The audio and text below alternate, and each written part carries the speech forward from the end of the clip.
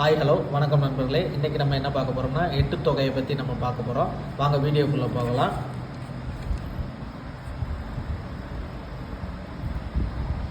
எட்டு தொகை நூல்கள்: 1 நற்றிணை, 2 குறுந்தொகை, 3 ஐங்குறுநூறு, 4 பதிற்றுப்பத்து, 5 பரிபாடல், 6 கலித்தொகை, 7 அகநானூறு, 8 புறநானூறு. எட்டு தொகை நூல்களில் 5 அகநூல்கள் உள்ளது. அது என்னென்னு பார்ப்போம். நற்றிணை, குறுந்தொகை, ஐங்குறுநூறு, கலித்தொகை, அகநானூறு. எட்டு தொகை நூல்களில் 2 புறநூல்கள் உள்ளது. அது என்னென்னா பதிற்றுப்பத்து, புறநானூறு. எட்டு தொகை நூல்களில் அகமும் புறமும் சார்ந்த நூல் ஒன்றுதே. அது என்னென்னா பரிபாடல். எட்டு தொகையில் பாடலால் பெயர் பெற்ற நூல்கள் 2 இருக்குது. 1 கலித்தொகை, கலிப்பா, 2 பரிபாடல், பரிபாட்டு.